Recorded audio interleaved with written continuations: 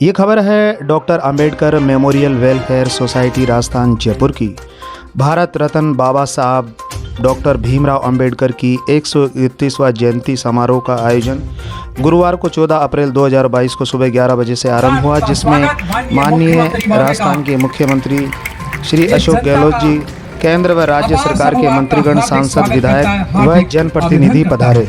राज्य सरकार के द्वारा प्रथम बार मंत्रिमंडल में बनाए गए 4 कैबिनेट मंत्रियों का सम्मान, आयोगों के अध्यक्ष और पदोन्नत IAS का सम्मान किया गया। समाज की प्रतिभाओं व विभिन्न क्षेत्रों में जैसे साहित्य, शिक्षा, खेल, चिकित्सा, सामाजिक उद्यमिता एवं पत्रकारिता आदि के उल्लेखनीय योगदान को प्रोत्साहन स्वरूप भीम रत्न एवं अंबेडकर सम्मान से सम्मानित कई लोगों को किया गया।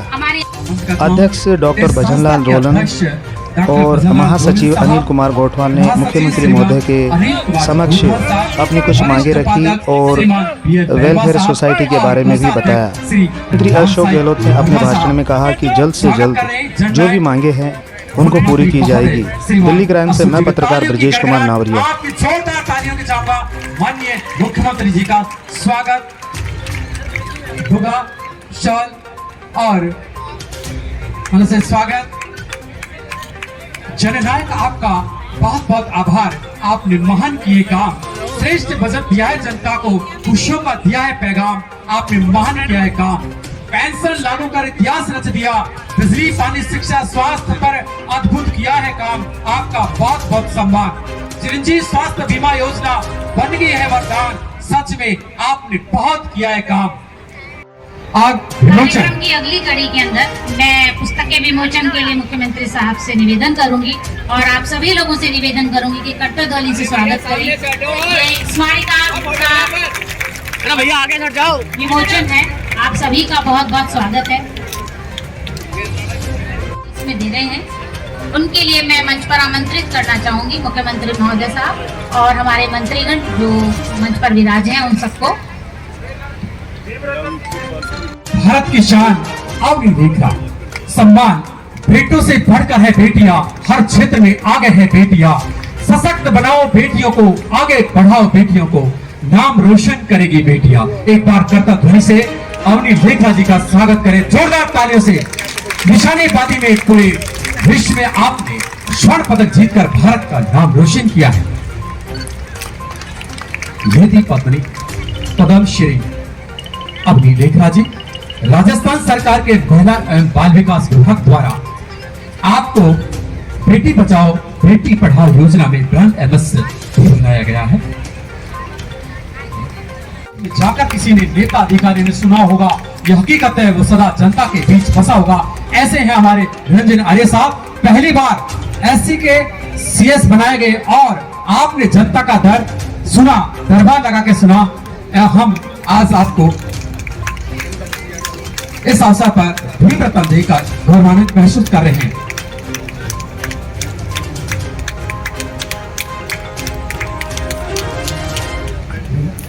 इसी कड़ी के अंदर हम भीम रत्न सम्मानित कर रहे हैं श्री राम सरजी सिंह, पूर्व ADGP साहित्य में पुलिस एवं दायित्व पुरस्कार एवं पूर्व गोविंद वल्लभ पुरस्कार। श्री RP सिंह का जन्म, आपने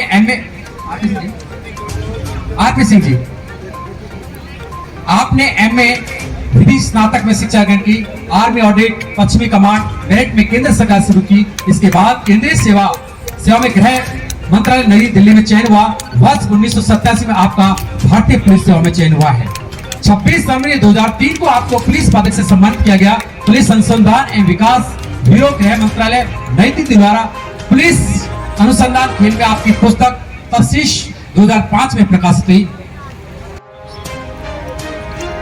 जी साहब, श्री श्यामलाल जेदिया जी और रतन सावरिया जी, श्री रतन कुमार सांबरिया जी।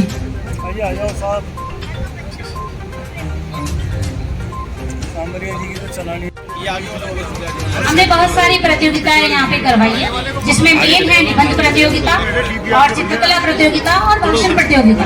इन तीनों के प्रथम स्थान प्राप्त करने वाले बच्चों को मैं बुलाना चाहूंगी मंच पे। निबंध प्रतियोगिता के लिए रुचिका बैरवा, इन्होंने बाबा साहब पे बहुत ही सुंदर और बहुत ही अच्छे निबंध लिखा। चित्रकला प्रतियोगिता के लिए मैं बुलाना चाहूंगी साक्षी बैरवा। चित्रकला प्रतियोगिता के लिए साक्षी बैरवा और भाषण प्रतियोगिता के लिए गिरिराज भोग। इन लोगों ने बहुत ही अच्छा अपना उद्बोधन दिया, बहुत ही अच्छा अपना प्रेजेंटेशन दिया और ये बच्चे हर प्रतियोगिता के अंदर प्रथम स्थान प्राप्त किया है। मंच पर जा रहे हैं गिरिराज भोग। डॉक्टर अंबेडकर ब्राह्मण सोसाइटी बच्चों के हौसला अफजाई करने के लिए हर वर्ष कक्षा 5वीं से लेकर स्नातकोत्तर तक निबंध प्रतियोगिता, चित्रकला प्रतियोगिता और भाषण प्रतियोगिता करती है, जिसमें बच्चों का हौसला अफजाई किया जाता है और उनका सम्मान किया जाता है। बाबा साहब के चिंतन, योगदान और संघर्ष पर इनको निबंध प्रतियोगिता दी। इसी कड़ी में मैं आप पदोन्नत IAS साहब लोगों के नाम बोलना चाहूंगी, वो मंच पर आए और CM साहब से पुरस्कार ग्रहण करें। डॉक्टर घनश्याम बैरवा जी, आयुक्त चिकित्सालय शिक्षा विभाग राजस्थान।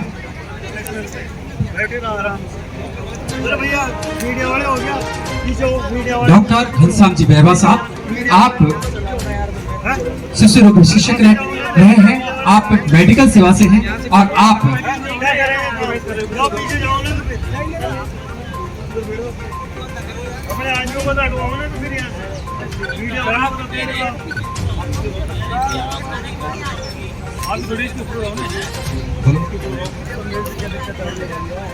डॉक्टर घनश्याम बैरवा। अन्य सेवाओं से IAS बनने वाले डॉक्टर घनश्याम जी बैरवा साहब। और अगली कड़ी में मैं बुलाना चाहूंगी आदरणीय हरजी लाल अटल जी, तालियों के गणराज से लोक सेवा आयोग। हमारे को मजा थोड़ी ना आ रहा है, जो हमने सुबह से परेशान होते जो भी ये प्रशासनिक अधिकारी हैं, इन लोगों का सहयोग और इन लोगों का ये जो प्रोत्साहन है, उसके लिए बात करना बहुत छोटी सी बात है। समाज के लिए और पूरे लोगों के लिए ये पूर्णतः समर्पित है आदरणीय हरजी लाल जी अटल जी।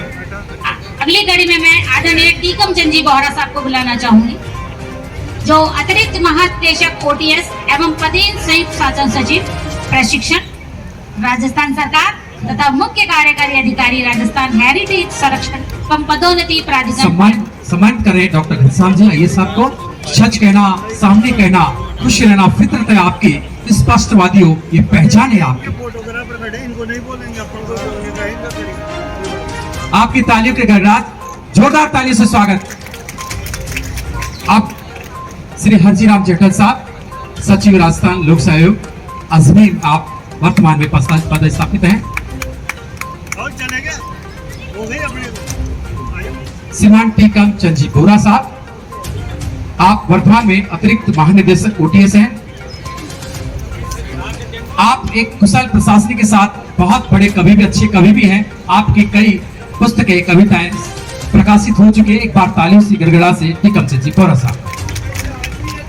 इसी कड़ी में मैं अब आगे बुलाना चाहूंगी डॉक्टर ओम प्रकाश बैरवा जी, निदेशक पब्लिक सेज एवं पदेन संयुक्त सचिव शासन सचिव जन अभियोग निराकरण विभाग जय। डॉक्टर ओम प्रकाश जी बैरवा जी। माननीय मुख्यमंत्री महोदय को अब धन्यवाद भी ज्ञापित करना चाहूंगा कि अन्य सेवाओं में आपने डॉक्टर घनश्याम जी बैरवा साहब और डॉक्टर ओम प्रकाश जी को IAS बनाकर आपने एक बहुत बड़ा काम किया है। श्री ओम प्रकाश जी बैरवा साहब, आप 2012 से निदेशक आर्थिक एवं सांख्यिकी विभाग के हैं।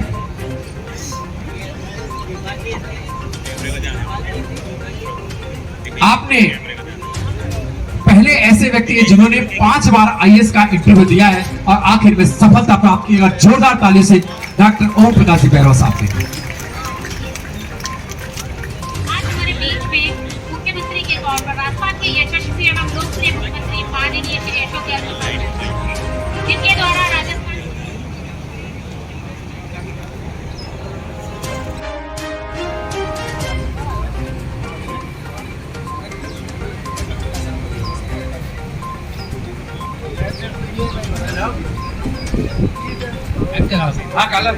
MK काला साहब।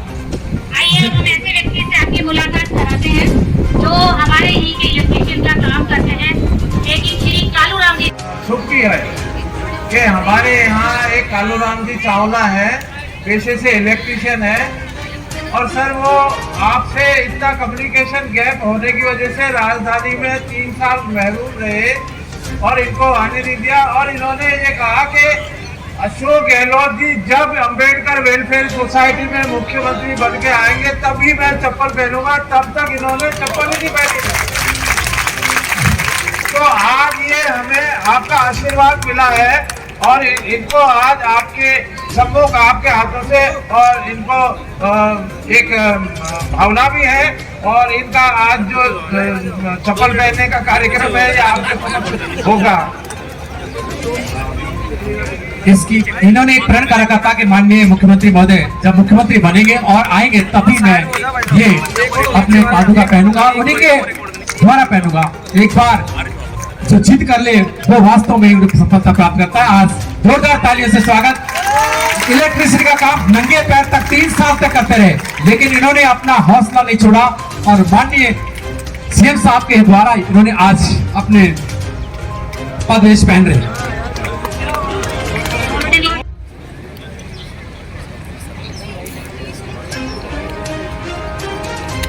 मुख्यमंत्री साहब की बहुत सारी योजनाएं ऐसी हैं जिसमें हमें ये पूरे राज्य को और देश विदेश में उनकी सराहना हुई है।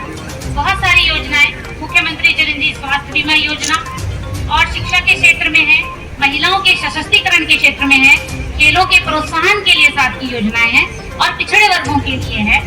और इंदिरा रसोई योजना भी साहब ने बहुत अच्छी तरीके से संचालित करी है और कानून व्यवस्था के लिए भी बहुत सारी अच्छी व्यवस्थाएं हैं।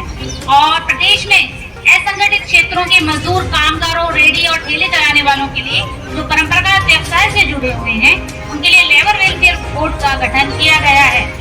कर्मचारियों के लिए जो ओपीएस सुविधा साहब ने चालू करी है उसके लिए तो आप सब तालियों से स्वागत एक बार करें हमारे मुख्यमंत्री महोदय साहब का।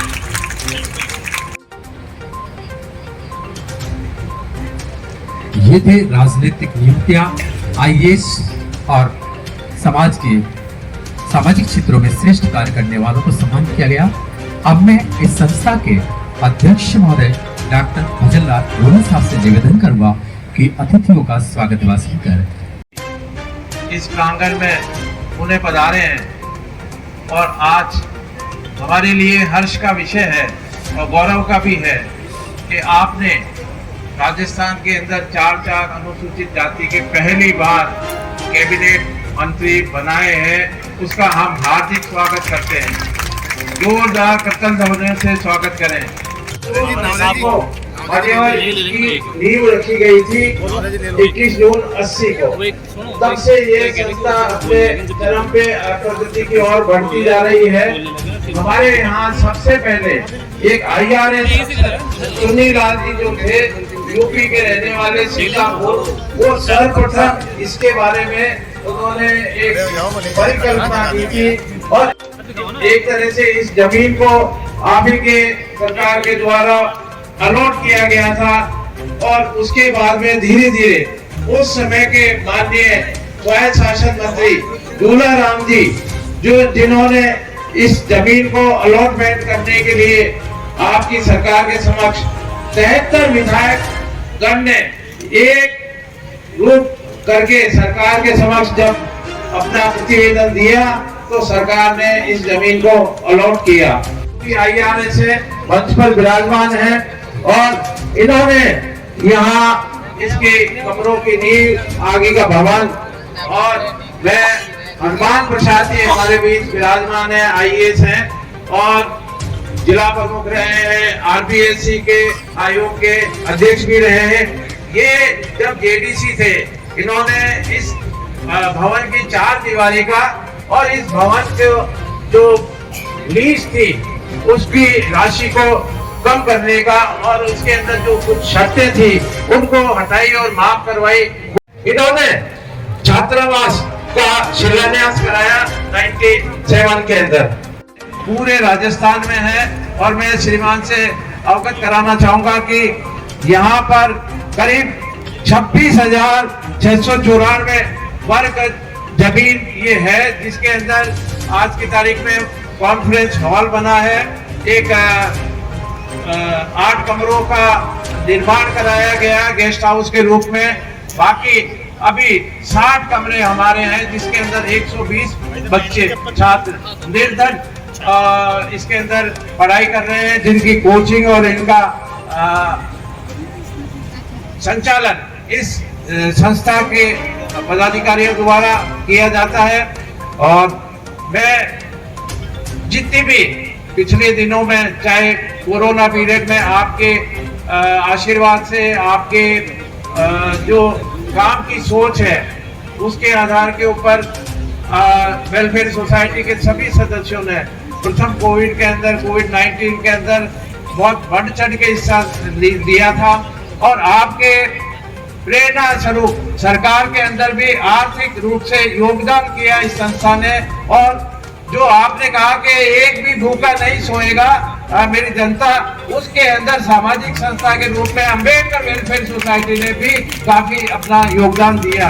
जी आर्य साहब को समय समय पर हम हमारी समस्याओं से अवगत भी कराते रहते हैं और उनका कहीं ना कहीं हमारा रिजल्ट भी मिलता है और एक समाधान की ओर भी हम बढ़ते हैं। आज यहाँ मैं आपका स्वागत करता हूँ कि इस प्रांगण में आप पधारे हैं, आप सभी पधारे हैं। मैं एक संस्था के परिचय के रूप में आपके सम्मुख कुछ चीजें रखी है और आइंदा जो है हमारे अध्यक्ष महोदय आपसे अवगत कराएं। आपका बहुत बहुत आभार, धन्यवाद। आप लोग सब इतनी संख्या में पधारे, आपका सबका शुक्रिया, आभार, धन्यवाद। जय। राजस्थान के यशस्वी मुख्यमंत्री माननीय अशोक जी गहलोत साहब, श्रीमती ममता भूपेश जी, माननीय महिला एवं बाल विकास मंत्री जो इस कार्यक्रम की अध्यक्षता कर रही हैं, हमारे टीकाराम जी जूली साहब, माननीय सामाजिक न्याय एवं अधिकारिता मंत्री, हमारे भजनलाल जी जाटव साहब, माननीय पीडब्ल्यूडी मंत्री, और हमारे अनुसूचित जाति आयोग के अध्यक्ष माननीय खिलाड़ी लाल जी बैरवा साहब, और हमारे पूर्व मुख्य सचिव महोदय श्री निरंजन आर्य साहब, और मदन गोपाल जी मेघवाल साहब, माननीय मान प्रसाद जी, माननीय महेंद्र सिंह जी, डांगी जी, डॉक्टर जाटावत जी, और मंचस्थ सभी अतिथिगण और इस समाज के सभी प्रबुद्धगण, सीनियर ऑफिसर्स और सारे पधारे हुए प्रबुद्धजन और माताओं, बहनों, युवा साथियों। आज माननीय अशोक गहलोत जी साहब अपने सरकारी कई कार्यक्रम थे, उनमें से अलग से समय निकाल करके हमारे को यहाँ पर है वो समय दिया है। इसके लिए हम उनका धन्यवाद भी करते हैं और इनका यहाँ पर अम्बेडकर सोसाइटी में बहुत बहुत स्वागत है, उनका बहुत बहुत अभिनंदन है। और माननीय मंत्रीगण पधारे हैं, हमारे अनुसूचित जाति आयोग के अध्यक्ष पधारे हैं, इनका सबका बहुत बहुत अभिनंदन, बहुत बहुत स्वागत। इस सोसाइटी के पूर्व अध्यक्ष और समाज के प्रबुद्धजन, आईएएस, आईपीएस और जो एक तरह से है वो समाज का जो सक्रिय तबका है वो सभी यहाँ पधारा है, तो उनका सबका बहुत बहुत अभिनंदन, बहुत बहुत स्वागत। माननीय, मैं आपसे एक निवेदन यही करना चाहता हूँ कि ये अनुसूचित जाति की शीर्ष संस्था है और ये किसी जाति विशेष की संस्था नहीं है। इसमें अनुसूचित जाति की सभी जातियाँ हैं वो यहाँ पर जो कार्यक्रम है, कार्यकारिणी है और जो गतिविधियाँ होती है इनमें भाग लेती हैं और जो भी समस्याएं होती हैं सरकार तक पहुँचाती है। इसमें सबसे बड़ी बात यह है कि बाबा साहब का जो मिशन था उसके लिए है वो उसी दिशा में है, सब मिलजुल करके काम करते हैं और जो भी समस्याएं होती हैं वो आपके पास पहुंचाई जाती है। मैं कुछ हमारे छोटे छोटे निवेदन है जो आपके समक्ष प्रस्तुत करना चाहूँगा। आप हमेशा जो पूर्व सरकार के जो कार्य चल रहे थे उनको आपने है वो परिणति दी है, उनको आपने पूरे किए हैं। जैसे अंबेडकर भवनों का जो निर्माण चल रहा था वो नगर पालिका स्तर पर हो गया था, लेकिन आपने पंचायत समिति और जो नई नगर पालिकाएं बनी थी उनमें है वो आपने बजट घोषणा करके और उस कार्य को आपने है वो पूरा किया है। अन्यथा सरकारें हैं वो कई बार नाम बदलती है और योजनाएं भी बदल देती है, लेकिन आपने जो कार्य चल रहे थे उनको परिणति तक पहुंचाया है।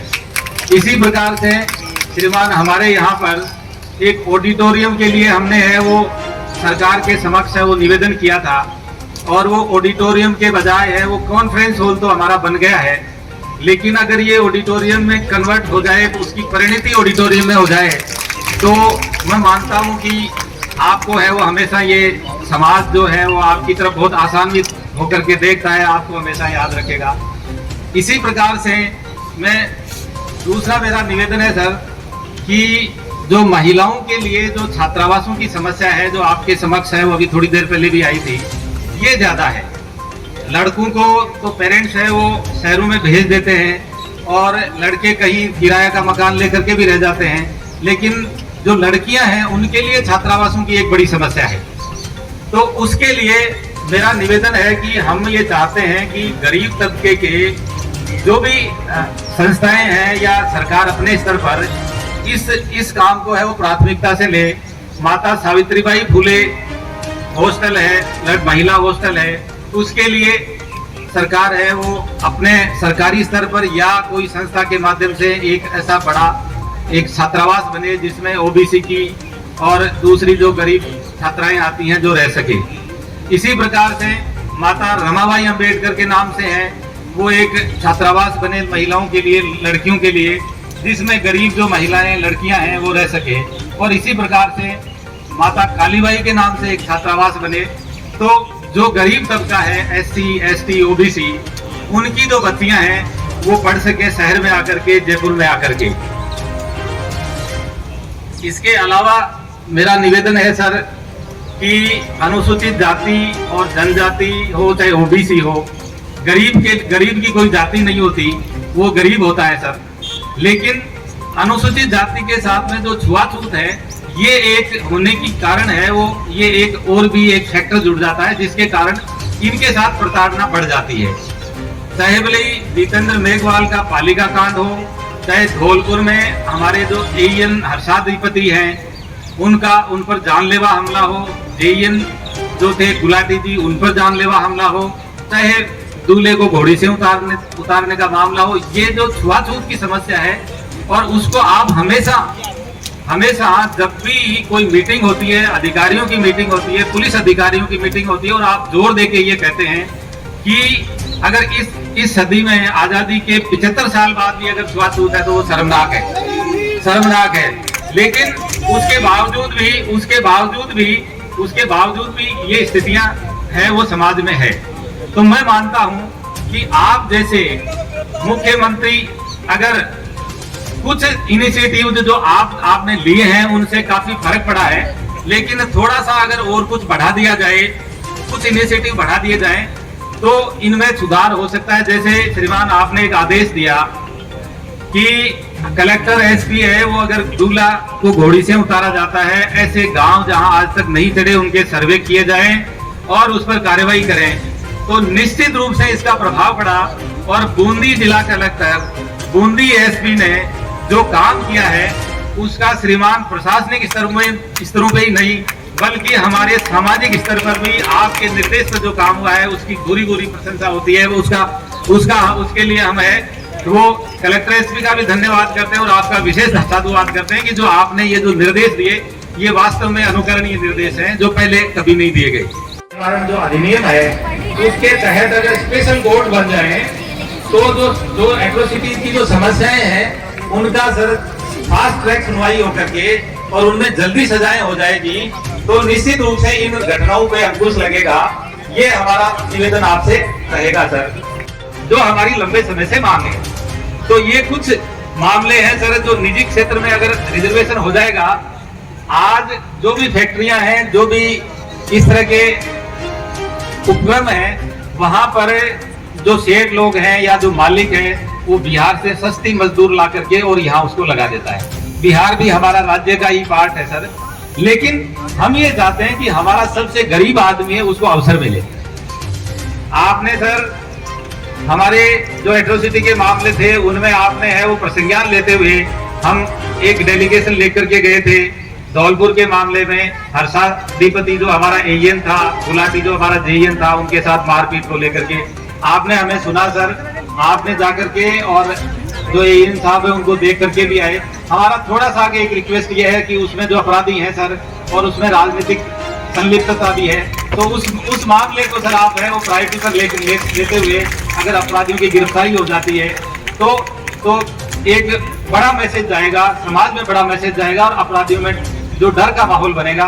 इसी के साथ में आपने सर जो अनुसूचित जाति, जनजाति, ओबीसी और जो गरीब तबका है उसके लिए अभी जो बजट में प्रोविजंस किए हैं, जो SC ST और महिला जो एंटरप्रेन्योर्स हैं उनके लिए जो विशेष प्रोविजन किए हैं, और इवन जो एंटरप्रेन्योर्स हैं उनके लिए आपने रीको को 25% भागीदारी देते हुए उस एंटरप्रेन्योर को खड़ा करने के लिए एक बड़ा डिसीजन लिया है। उसके लिए हम आपका धन्यवाद ज्ञापित करते हैं सर।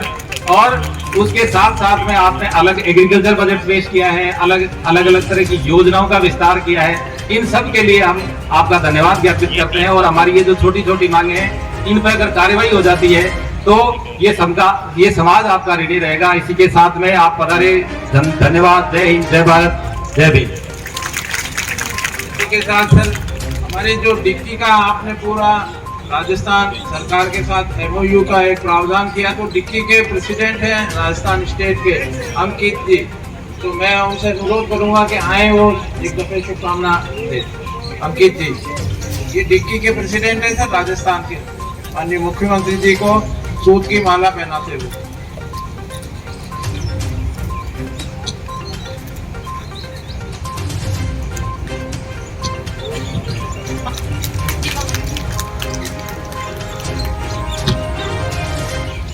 माननीय मुख्यमंत्री महोदय ने बहुत सारी योजनाएं और बहुत सारे प्रावधान इस बार करे हैं, और आज हम जहां बैठे हैं वो शिक्षा का क्षेत्र है। शिक्षा के क्षेत्र में बहुत अच्छा करा है कि प्रदेश में जो अल्प आय वर्ग के युवा दिल्ली के विभिन्न कोचिंग एवं कैरियर काउंसलिंग लेकर अपना भविष्य संवार रहे हैं, उनके ठहरने की सुविधा हेतु दिल्ली स्थित उदयपुर हाउस में 300 करोड़ रुपए की लागत से 500 युवक युवतियों के लिए 250 कमरों का Nehru youth transit hostel and facilitation centre बनाया जा रहा है। हमारे 131वीं जयंती मनाए जा रहे हैं। मुख्यमंत्री जी हमारे बीच में हैं। बाबा साहब ने जो किया और जो कारवां चलता रहा, मैंने इससे पूर्व में 3 दिन पहले बाबा साहब का जोगे होने का प्रोग्राम था, जब मैंने निवेदन किया था मुख्यमंत्री जी से, मैं 10 जिलों का दौरा करके आया हूं। जो अधूरे काम हैं वो आप पूरे कर सकते हैं, इसलिए आपसे ये निवेदन है। आज मंच पर भी टीकाराम जूली जी ने भी ये बात कही थी कि हम आपसे इसलिए निवेदन कर रहे हैं कि आप उन कामों को पूरा कर सकें। मैंने निवेदन किया था, प्रशासन गांव के साथ जब चला तो हर गांव में वो कार्य हुए जो ऐतिहासिक थे। प्रशासन शहरों के साथ को चला तब शहरों में इतने काम हुए, इतने पट्टे मिले, इतनी तकलीफें खत्म हुई, वो इतिहास गवाह है। मैंने निवेदन किया है कि प्रशासन दलितों के संग भी अभियान चलाया जाए।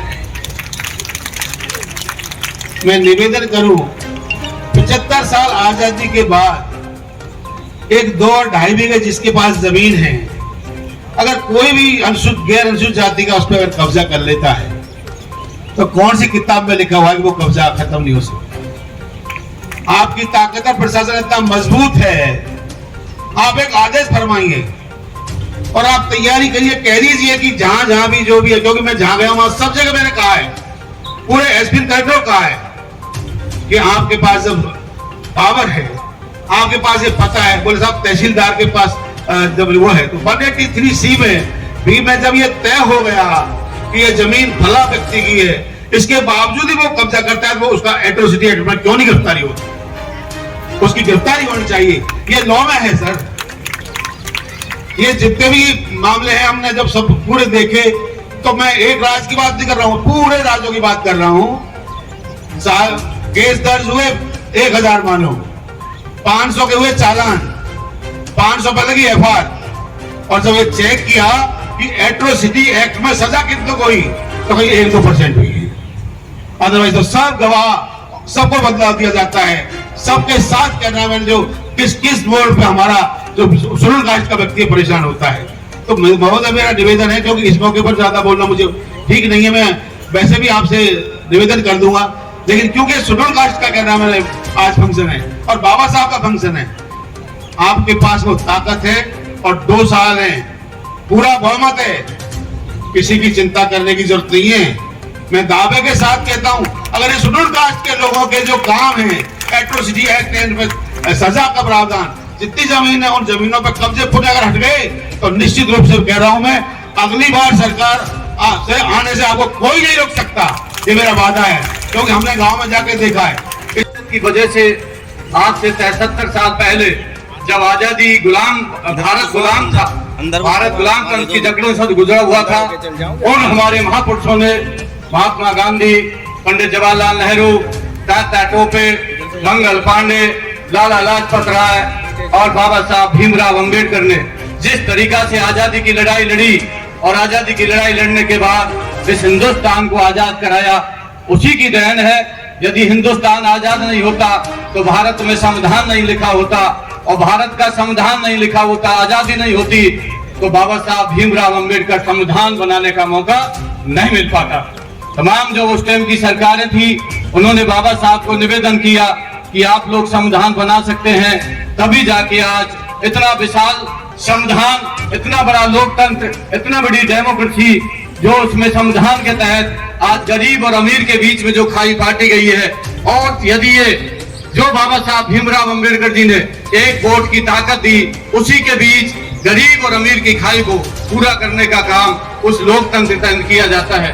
साथियों, मैं ये चीजें इसलिए कह रहा हूँ, ज्यादा बातें तो माननीय मुख्यमंत्री जी आपको बताएंगे, पर उसी विचारधारा को जिस तरीका से महात्मा ज्योतिराव फूले की विचारधारा थी और बाबा साहब भीमराव अंबेडकर साहब की विचारधारा थी, उसी विचारधारा को आगे बढ़ाते हुए आपने देखा है लगातार राजस्थान की कमान तीसरी बार संभाली है माननीय मुख्यमंत्री जी ने। और उसी चीज को आगे बढ़ाते हुए, जब शिक्षा का अधिकार नहीं था, बोलने का अधिकार नहीं था, समानता का अधिकार नहीं था, उस अधिकार को आज सच में साबित कर रहे हैं तो माननीय मुख्यमंत्री राजस्थान के श्री अशोक गहलोत जी कर रहे हैं। जिस तरीका से शिक्षा को बढ़ावा देने के लिए बाबा साहब भीमराव अंबेडकर ने एक अहम और महात्मा ज्योतिराव फूले ने एक आग जलाई थी, उसी के तहत कभी किसी ने सोचा नहीं था कि गरीब का बच्चा भी इंग्लिश मीडियम स्कूल में पढ़ेगा और उस कॉलेज में पढ़ेगा। पर माननीय मुख्यमंत्री जी ने जिस तरीका से इंग्लिश मीडियम स्कूल खोलकर ये साबित कर दिया कि गरीब का बच्चा भी इंग्लिश मीडियम स्कूल में पढ़ सकता है, वो किसी सरकारी अस्पताल में जाके इलाज करा सकता है। उसी सोच को दर्शाते हुए, गरीब को गणेश मानते हुए माननीय मुख्यमंत्री जी ने मुख्यमंत्री चिरंजीवी योजना को लागू किया और मुफ्त मुख्यमंत्री चिरंजीवी योजना 10 लाख रुपए तक का इलाज फ्री करके साबित कर दिया कि गरीबों के हितैषी हैं। शिक्षा के क्षेत्र में, स्वास्थ्य के क्षेत्र में तो माननीय मुख्यमंत्री श्री राजस्थान के अशोक जी गहलोत साहब हैं। उसी क्षेत्र में मैं कहना चाहूंगा, जिस तरीका से SC/ST का बजट को आगे पहले 100 करोड़ का बजट हुआ करता था, उसको 500 करोड़ का बजट किया है और अलग से एक कानून विधानसभा में उस एक्ट को पास कराया है। ये सबके लिए, हम के लिए बड़ा गौरवान्वित की बात है। और कुछ में कहना नहीं चाहिए, राजनीतिक दल से ऊपर उठकर हमको सोचना पड़ेगा और सोचने का विषय है। कुछ असामाजिक तत्व कुछ भ्रमित करने का काम करेंगे और आप सब लोगों से मेरा विनम्र निवेदन है, आप सब लोगों में कुछ लोग ऐसे होंगे, दूसरे दलों से बिलोंग करते होंगे, कुछ राजनीतिक दलों से ऊपर उठकर जाति भेद को मिलाकर अब लोग हमारे कहते हैं कि छुआछूत होती है। मैं मानता हूँ छुआछूत होती है, समानता का अधिकार मिलता नहीं, ये भी मानता हूँ समानता का अधिकार नहीं मिलता। और साथियों, मैं कहना चाहूंगा, हम सब लोगों को मिलकर काम करना पड़ेगा। आज आप लोग कह लो, आप हम सब लोग अनुसूचित जाति के लोग हैं, तमाम जातियों में बटे हैं, हम लोगों के अंदर भी छुआछूत है। आज भी हम एक दूसरे को नीचे दिखाने का काम करते हैं। यदि कोई जाटव समाज से व्यक्ति है तो कहेगा ये वाल्मीकि है, वो कहेगा ये मेघवाल है, कोई कहेगा खटीक है, कोई कहेगा वैरव है, कोई कहेगा कोली है। परंतु जब हम लोग छात्रवृत्ति लेते हैं, स्कूल में नामांकित करते हैं, उसमें सिर्फ अनुसूचित जाति का कॉलम आता है, उसमें कोई जातियों का विभाजन नहीं होता। यदि आज आरक्षण मिला है और बाबा साहब भीमराव अंबेडकर ने आरक्षण की व्यवस्था की है, तो उसमें जो अनुसूचित जाति के आधार पर ही सीटों का यहाँ राजस्थान में और लोकसभा में प्रावधान है। इसलिए हम सब लोगों को मिलकर या राजनीतिक दल से ऊपर उठकर अच्छाई का साथ देना है। कौन अच्छा है, कौन अपना है और कौन पराया है। साथियों, मैं इतना कहना चाहूंगा, मुझे नहीं कहना चाहिए, जब बाबा साहब भीमराव अंबेडकर को संविधान बनाने का मौका मिला था, उस टाइम जनसंघ के लोगों ने विरोध किया था कि दलित का बच्चा, दलित आदमी भारत का संविधान नहीं बना सकता। जनसंघ के लोगों ने विरोध किया था। मैं आप लोगों से इतना निवेदन करता हूं, आप सब लोगों को मेरी तरफ से इस अंबेडकर जयंती को बहुत बहुत बधाई, बहुत बहुत शुभकामना। रोलन साहब, मेरे मन में पीड़ा है, मैंने बोल दी, मेरे मन में बातें थी वो मैंने कह दी, चाहे किसी को अच्छी लगे चाहे किसी को बुरी लगे। जिनको बुरी लगी हो उनको मैं माफी चाहता हूँ। जय भीम, जय भारत। अंबेडकर वेलफेयर सोसाइटी को धन्यवाद देना चाहूंगा कि आज यहाँ पे समाज की उन प्रतिभाओं को यहाँ पे सम्मानित किया गया है, उनको मदद की गई है, उनकी हौसला अफजाई की गई है, जिन्होंने इस समाज को आगे बढ़ाने के लिए वो बच्चे आने वाले समय में काम करेंगे। आज इस अवसर पर मैं एक बात कहना चाहूंगा कि प्रदेश के अंदर हमारे ऐसे मुख्यमंत्री जिन्होंने इस दलित के लिए, पिछड़े के लिए जितनी स्कीमें लागू की हैं, लोग कहते हैं कि एक इंसान की जो जरूरत होती है वो रोटी, कपड़ा और मकान की होती है। आज रोटी के रूप में खाद्य सुरक्षा कानून हमें दिया है, पेंशन हम लोगों को दी है, और इंदिरा आवास के तहत जितने भी मकान बने, मैं कहना चाहूंगा 90% वो मकान दलित समाज के बने हैं। आपने उन लोगों को छत दी। कहना था कि बाबा भीमराव अंबेडकर को गायकवाड़ साहब ने विदेश भेजा पढ़ने के लिए, उनकी मदद की, उनका सहयोग किया। आज राजस्थान के हर दलित बच्चे के लिए गायकवाड़ आप बने हुए हो, उसको भीम बनाने के लिए आप उसकी पढ़ाई की जितनी भी सुविधाएं हैं, पहली क्लास से लेकर वो चाहे PhD करे, चाहे जो मर्जी कोर्स करे, कोचिंग करे, हॉस्टल के अंदर रहे, हर जगह उसके साथ राजस्थान सरकार खड़ी हुई है, अशोक गहलोत खड़े हुए हैं। भीमराव अंबेडकर साहब को मानते हैं, उनके बनाए हुए कानून को मानते हैं, उनको संघर्ष को अगर अपने सीने के अंदर जलाकर उसके सपने देखते हैं, तो हमें आज ये देखना पड़ेगा कि ऐसी कौन सी ताकतें हैं जो हमारे संविधान को कमजोर करना चाह रही है। अगर संविधान कमजोर हुआ तो दलित ही नहीं, पूरा पिछड़ा वर्ग इस देश के अंदर बहुत खतरे के अंदर आ जाएगा। आज हमें सोचना पड़ेगा, हमें जागना पड़ेगा, हमें वो भीमराव अंबेडकर बनना पड़ेगा जो कहता था कि आज मेरा समाज सो रहा है, इसलिए मेरे को रात को जागने की जरूरत है। तो साथियों, अगर आप सब लोग जागना चाहते हैं, इस समाज के लिए कुछ करना चाहते हैं, तो भीमराव अंबेडकर को दिल के अंदर बसाना पड़ेगा। उनकी फोटो पे फूल चढ़ाने से नहीं, उनके बताए हुए मार्ग पे चलना पड़ेगा। ये निवेदन आप लोगों से करना चाहूंगा। आप लोगों ने बुलाया, मान सम्मान दिया, बहुत बहुत धन्यवाद। जय हिंद, जय भारत, जय भीम। साथियों, आवाज इतनी कम आ रही है। जय भीम कहना चाहती हूँ। आज ये दिन 131 साल पहले उस इंसान ने जन्म लिया जो अभाव के अंदर रहते थे, जिनका घर किस प्रकार का होगा उसकी कल्पना करने से आज हमारा रूह कांप जाती है। उस इंसान की जयंती के उपलक्ष्य पे ये कार्यक्रम जो आयोजित doctor Ambedkar memorial welfare society के द्वारा किया गया है, मैं तमाम संस्था के लोगों को बहुत बहुत शुभकामनाएं देना चाहूंगी, बधाई देना चाहूंगी।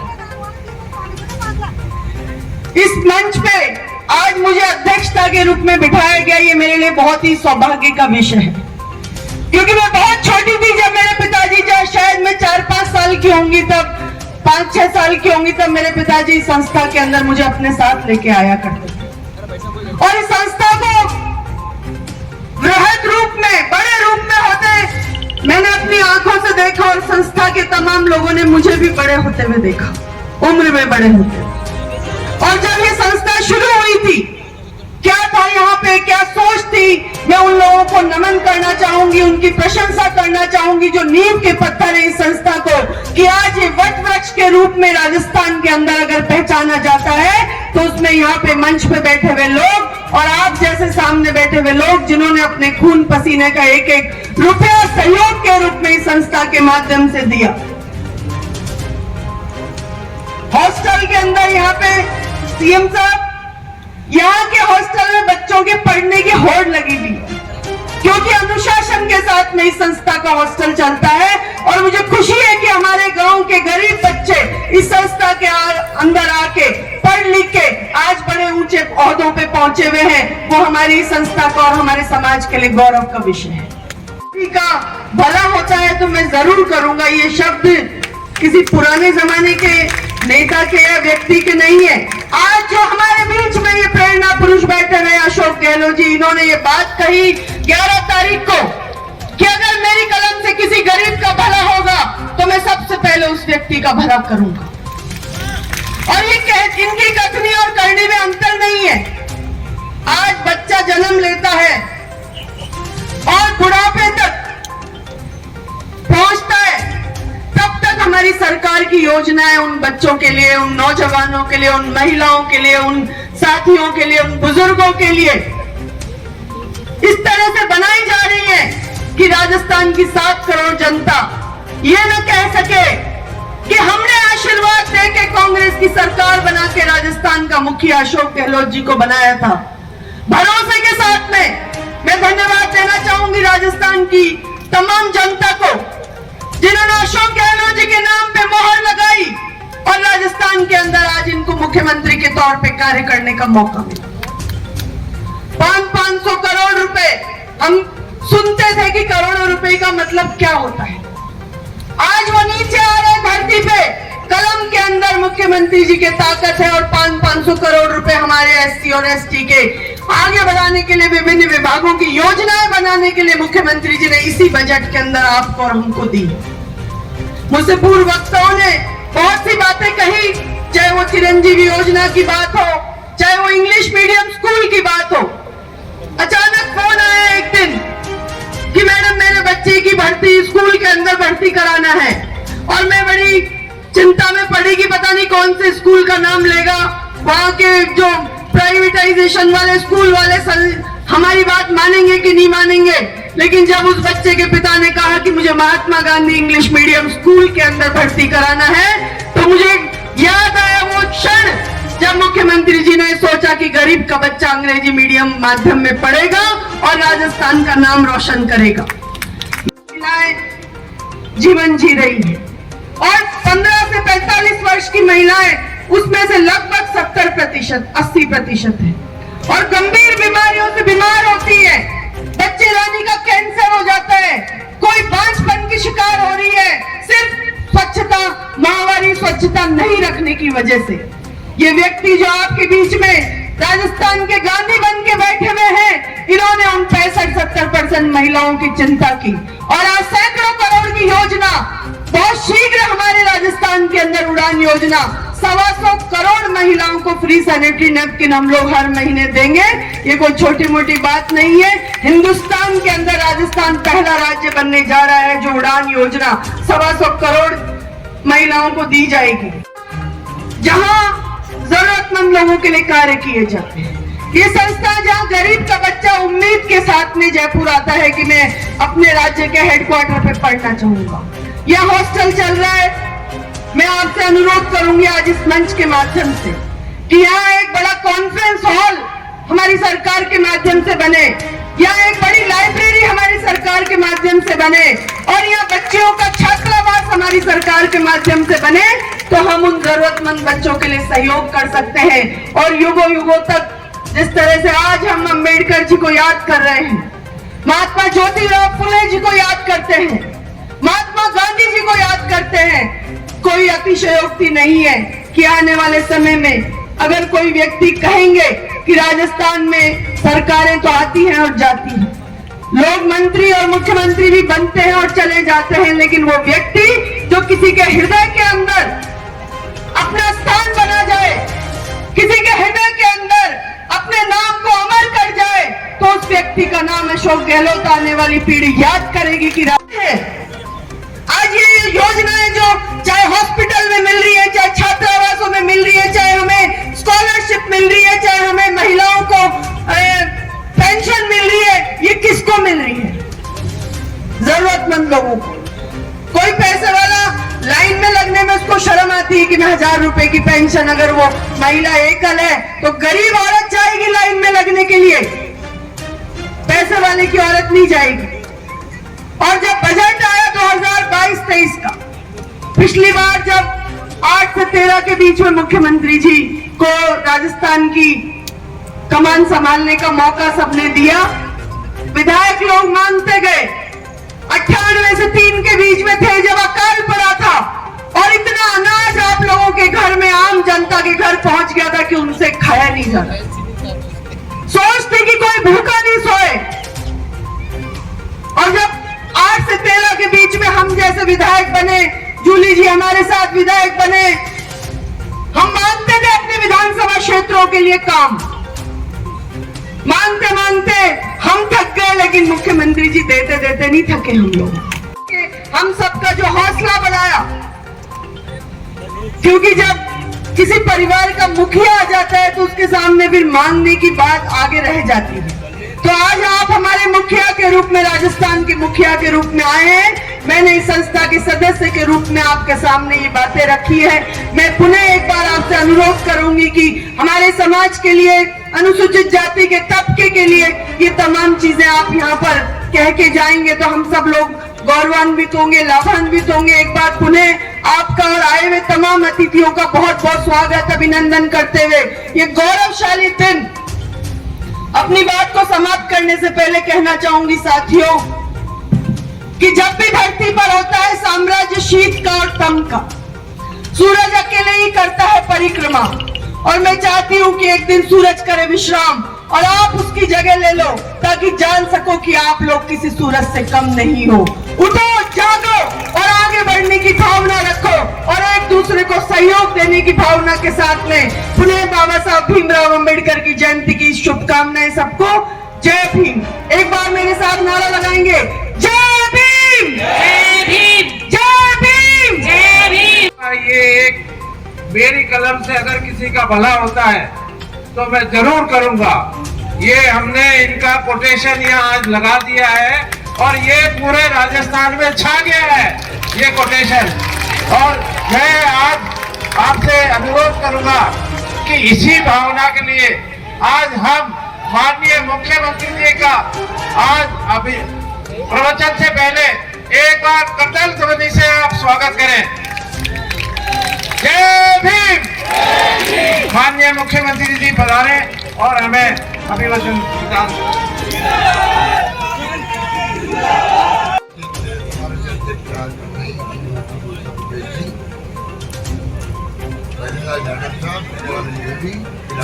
जी, हमारे रिटायर्ड और चीफ सेक्रेटरी और सलाहकार चीफ मिनिस्टर आर्य जी, वर्तमान के अध्यक्ष भजनलाल जी लोधन साहब, अनिल गोटवाल जी, वीएल बैरवा जी, राम जी वर्मा, श्री अग्नि लेखरा, शूटिंग के अंदर पैरा ओलंपिक गोल्ड मेडल मिला उनको, पद्मश्री मिली, और बेटी बचाओ बेटी पढ़ाओ के प्राण बचाओ।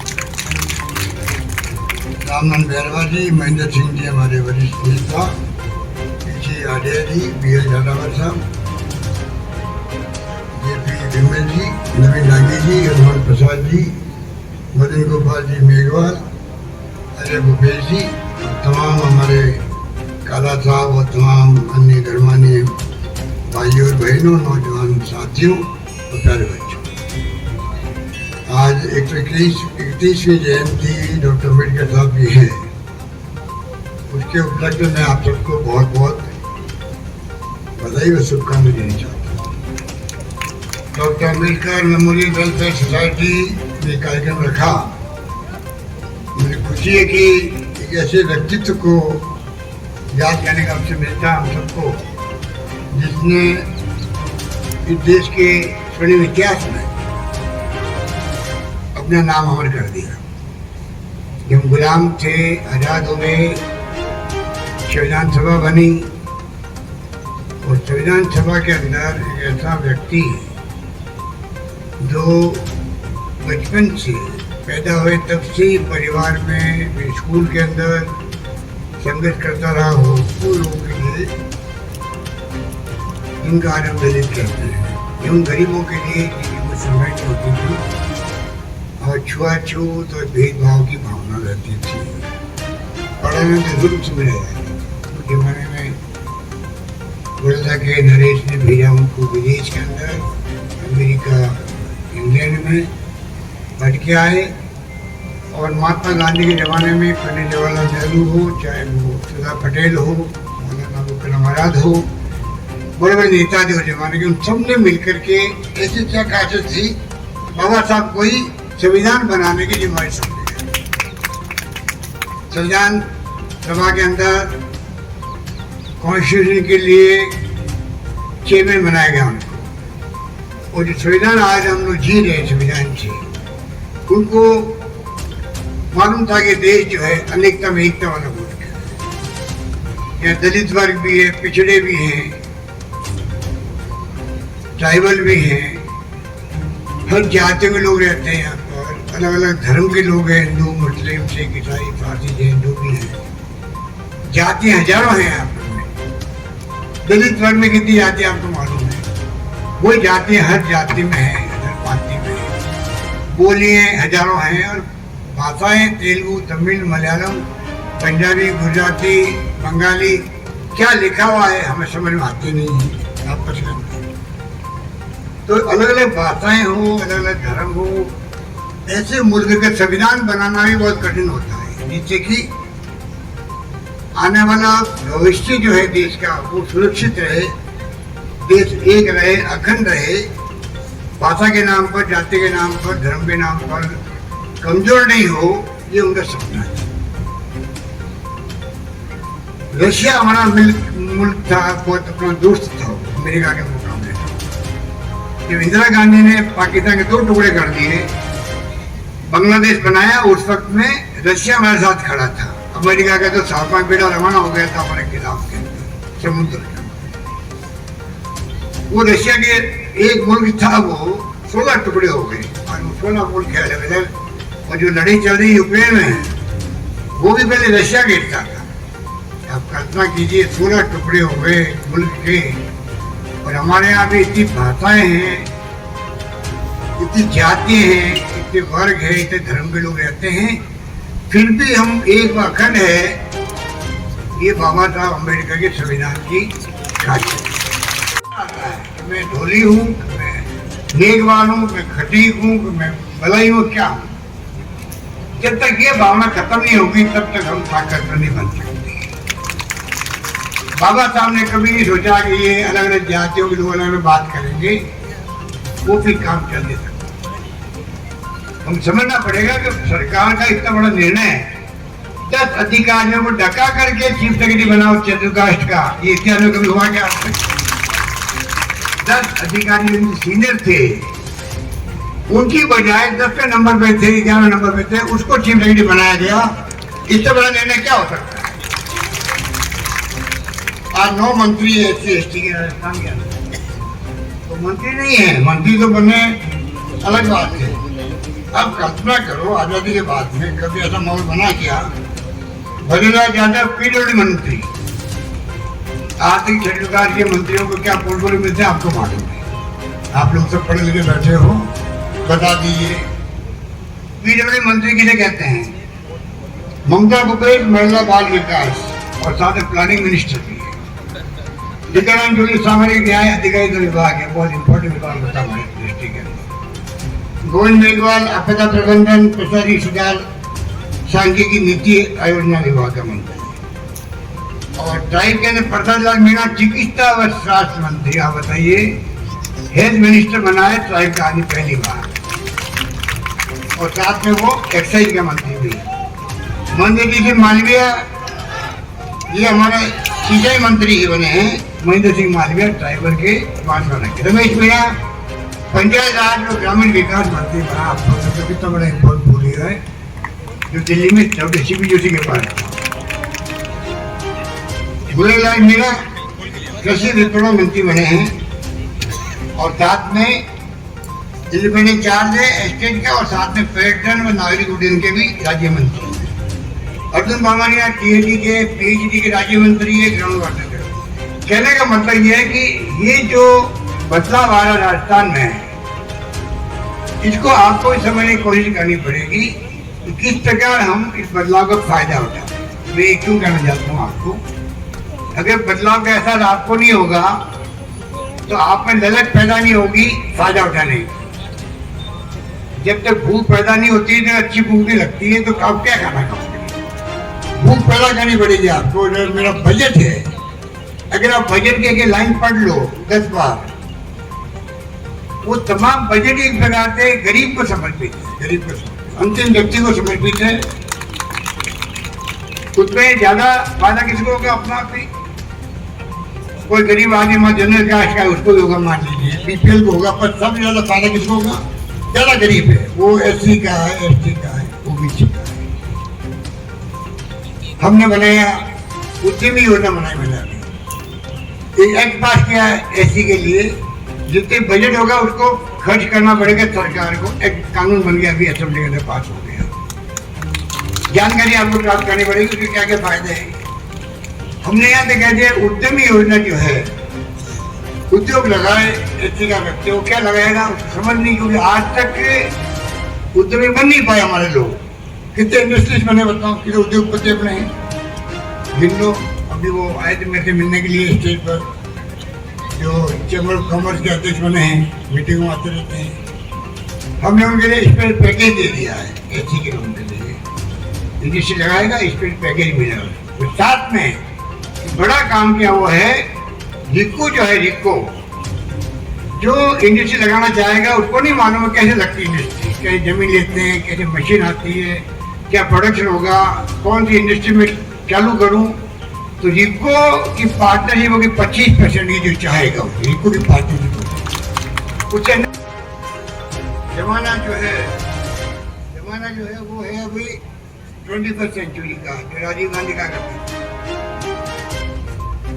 जिसमें इंटरनेट, मोबाइल, कंप्यूटर आ गए, दुनिया मुट्ठी में हो गई है।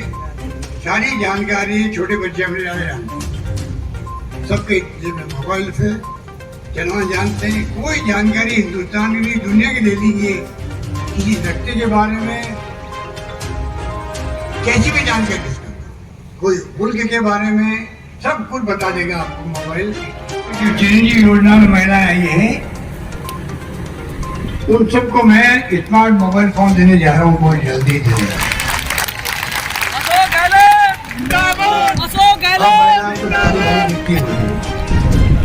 महिला दाढ़ी बनाई देखी मैंने बहुत।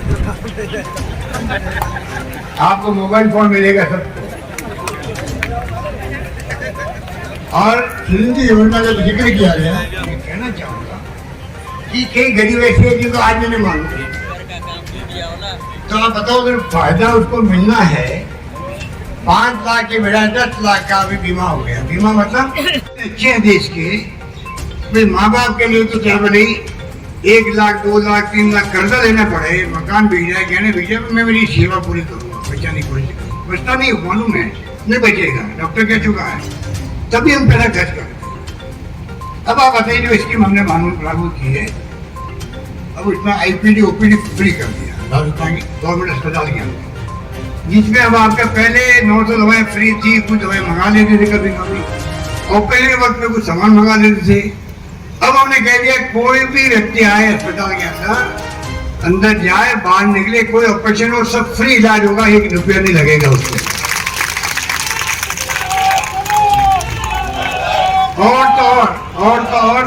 और आपको मालूम है किडनी ट्रांसप्लांट होती है, कई बार लीवर ट्रांसप्लांट होता है, उसके अंदर 15-20 लाख रुपया खर्चा है। 15-20 लाख का कहाँ चला है? अभी मैंने 5 दिन पहले ही और जोड़ दिया चिरंजीवी योजना के अंदर, kidney transplant, liver transplant, cancer bone marrow transplant. ये आजकल एक्सीडेंट होता है, एक्सीडेंट, तो अगर एक्सीडेंट में टाइमली अस्पताल जाता आदमी, तो उसके जो ऑर्गन होते हैं, किडनी भी, आंख भी, लीवर भी, सब काम आ जाते हैं, हार्ट भी काम आ जाता है। हवैया से भेजना पड़ता है, जहाँ जरूरत है वहाँ भेजना पड़ता है। ये हमारे आता भारत है, कई बार ये एम्बुलेंस आता है। हमने कह दिया कि ऐसे लोगों के लिए जब 15 लाख खर्च हो, जब 20 लाख खर्च हो, पूरा पैसा सरकार देगी, उसको खर्च नहीं करना पड़ेगा। आप सोच सकते हो कि सरकार ने सब कर दिया। अब मैं आपको निवेदन करना चाहूँगा कि आप कृपा करके जो यहाँ आए हो संस्थान में, संस्थान के क्या बहुत शानदार बताया गया, मुझे मालूम है मैं भी पहले 2-3 बार आ चुका हूँ, पहले टाइम में आ चुका हूँ। बाद में आपने बुलाया नहीं, मैं आया नहीं। आप मुझे दोष दे रहे हो क्योंकि आप आना चाहिए, मैं तो हमेशा आऊंगा। मैं आ चुका हूँ, जो मूर्ति लग रही थी तभी आ चुका हूँ, पहले ही आ चुका हूँ। बाद में बुलाना बंद कर दिया, मैंने आना बंद कर दिया। तो ये तो देखो, ये तो व्यवहार की बात है, बिना बुलाए कैसे जा सकते हैं आप। तो कहने का मतलब ये संस्था को मैं जानता हूँ, आज से 20 साल पहले मैं मुख्यमंत्री बना था, तब से जानता हूँ, क्योंकि पहले भी आया हूँ, कभी याद नहीं मुझे। तो मैं कहना चाहूँगा आपको, आप निश्चित रहो, संस्था के लिए भी ममता भूपेश मांग कर रही थी। मैं इससे कह सकता हूँ, जो जो मांग उन्होंने करी है, ऑडिटोरियम और लाइब्रेरी और छात्रावास, जो भी आप प्लानिंग बनाएंगे, तो ये प्राइवेट संस्था है, गवर्नमेंट है नहीं। तो ये CSPD हमारे महोदय, आप वो रास्ता निकाल दो, अपन को मदद करवा देंगे और ये बनवा के छोड़ेंगे, हम निश्चिंत हैं।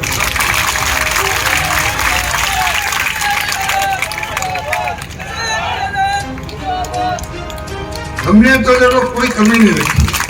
मैंने कहा मुख्य सचिव की सेक्रेटरी बन गया आपके, ये MS काला साहब अभी सम्मानित हो रहे थे और कई लोग आपने अभी सम्मानित करवाया। नॉन RAS के आपके बन रहे हैं, IAS बन रहे हैं। लड़ी में लड़ रहा हूँ, पर वो रहे हैं। 17 साल तक RAS वालों का भी मुकदमेबाजी हो रही थी, 17 साल तक। मैंने उसको ठीक करवाया और 17 साल के बाद में के रिटायर हो गए, तो ही वो IAS बन के भेजा के बाद में कोई कमी नहीं रही। अभी बेड़ा साहब बने, अभी नहीं। तो कहने का मतलब ये घनश्याम बना, ये डॉक्टर, लोग देखते होंगे कि ममता भूपेश का पति इसलिए बन गया। ये गलती से नहीं होनी चाहिए ममता भूपेश को। लोग समझते मंत्री है तो बनवा दिया, हमारी आलोचना होती है। और घर में बात यह है, ईमानदारी की बात करो, ईमानदारी की बात करो, ईमानदारी की बात करो। इसका इंटरव्यू शानदार हुआ था UPSC के, इसलिए बनाई।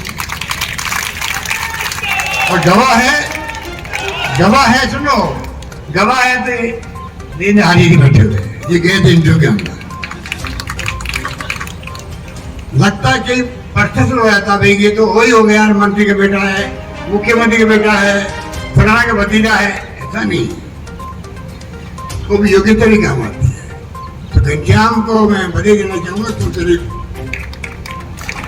तो ममता के बढ़ते मतलब कि ममता ने बढ़ा देते हैं, ये भी हमेशा तेरे को आगे रहेगी। मैंने तेरे को बनाया, IAS बनवा दिया।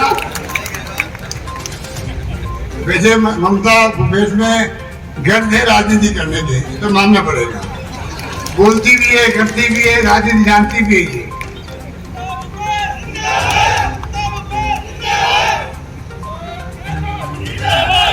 प्रमोशन आरक्षण, अब बताइए, आज कंट्री में कहीं नहीं है प्रमोशन आरक्षण। या मेरे खिलाफ में मिशन 72 बन गया था, याद कर रहा हूँ, याद है। और जज साहब से चीफ जस्टिस साहब वो कहते थे, दुनिया के कोई वकील आ जाए तभी मैं बदलने वाला नहीं हूँ, ये मैं खत्म करके रहूंगा आरक्षण, प्रमोशन आरक्षण। ये कहा था, मानूं आपको, लड़ी बहुत भयंकर चली थी यहाँ पर। मैंने पूरा स्टैंड लिया कि नहीं, प्रमोशन आरक्षण बना के रहेंगे। रामविलास पासवान के वक्त में कानून बना था वहाँ पार्लियामेंट के अंदर, उसको सुप्रीम कोर्ट ने खत्म कर दिया कानून को और शर्तें लगा दी। वो लड़ी इतनी बड़ी लड़ी गई हमारे द्वारा, कई महीनों तक चलती रही। आखिर में जो जस्टिस थे सुप्रीम कोर्ट के, CJI बन गए बाद में कबीर, उनके वक्त हम जीत गए। आज आपके यूपी में तो अखिलेश यादव ने खत्म कर दिया इलेक्शन, जो था प्रमोशन में, हमने लागू करके दिखा दिया। हिंदुस्तान में एक राज्य राजस्थान ही है जहाँ पर आरक्षण प्रमोशन में है। जो शेड्यूल कास्ट की बात करेगा वही राजस्थान में राज करेगा। देख लीजिए आप बताइए, इतना बड़ा काम हमने किया, लड़ी 72 बड़ों से। 72 में जनरल कास्ट भी थी, OBC भी थी, सब लोग थे। वो भी चले गए कहीं और आप भी कहीं चले गए। हम तो 21 पे रह गए, सरकार बदल गई हमारी। तो मैं ये कहना चाहूंगा कि हमने कोई कमी नहीं रखी है, बिल्कुल ठीक लिखा आपने, जहाँ कलम चलेगी बड़ा होगा तो जरूर करूंगा। आप निश्चिंत रहो, मेरी कलम जहाँ चलती है, आप नहीं मांगो तो ही बना होगा। और पूरे कर्मचारियों को पूछो तुमने ओपीएल मांगा क्या, राजस्थान के कर्मचारी पूछो आपने किसी ने कहा कि ओल्ड एज पेंशन लागू करो।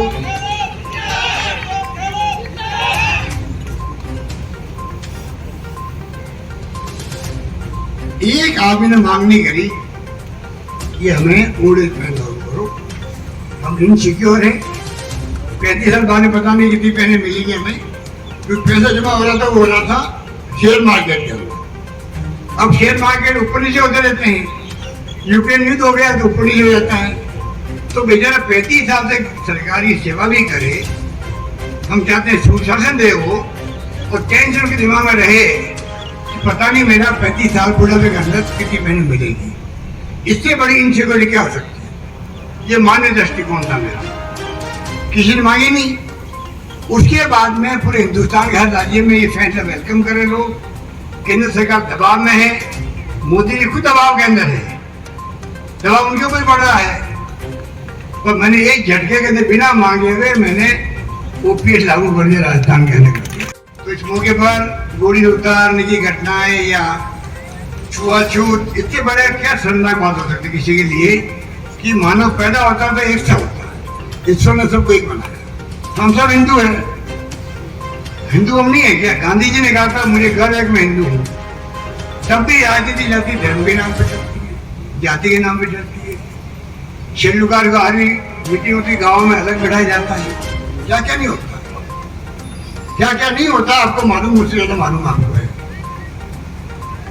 तो इसके लिए शिक्षा और स्वास्थ्य और आर्थिक स्थिति, बाबा साहब ने यही कहा, शिक्षा और अर्थव्यवस्था इसकी मजबूत होगी, वहाँ छुआछूत वगैरह सब खत्म हो जाए। कोई मंत्री बनता केंद्र में राज्य में, उसके हाथ में छुआछूत होती है क्या? बताइए। ये जुल्म है, मतलब जुल्म है, और ये खून खोने वाली बात है। यहाँ छुआछूत किसे कहते हैं?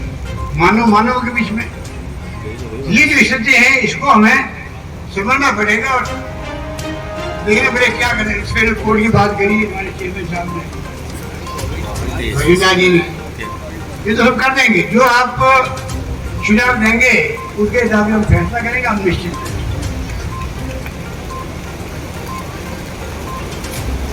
इससे मैं कहना चाहूँगा आपको कि आप जो आपने सुझाव दिए वो मैं इसको दिखाता हूँ, और उसी रूप में हम चाहेंगे कि हम सब मिलकर के क्या कर सकते हैं बाबा साहब की भावना के अनुरूप वो काम हम लोग करेंगे। और मुझे खुशी है कि मैं आज यहाँ पर हाजिर हुआ, आप सब लोग दर्शन हुए यहाँ पर। और जो मैंने कहा आपको कि ऐसी स्कीम लाए हम लोग, कृपा करके उनको आप लोग स्टडी करें, और हमारे जिन साथियों को मालूम नहीं है उनको जानकारी दें, जिससे कि हम सब मिल करके उन योजना को लागू कर सकें। यही बात करता था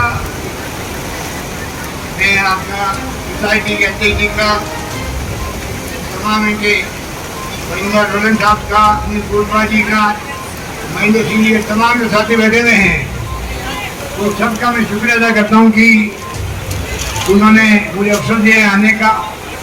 और मैं उम्मीद करता हूँ कि आप अगली बार जो है 5-7 लोग मिलकर के कमेटी बना लें। कमेटी बना के आप चीफ सेक्रेटरी साहब हमारे आर्य जी हैं, उनसे संपर्क कर लें। जब चाहोगे मैं आपसे मिलूंगा, सब समय सुनेंगे आपकी और उनको हल करेंगे, आप निश्चित हो। यही बात करता हुआ मैं अपनी बात समाप्त करता हूँ। धन्यवाद, जय हिंद, धन्यवाद।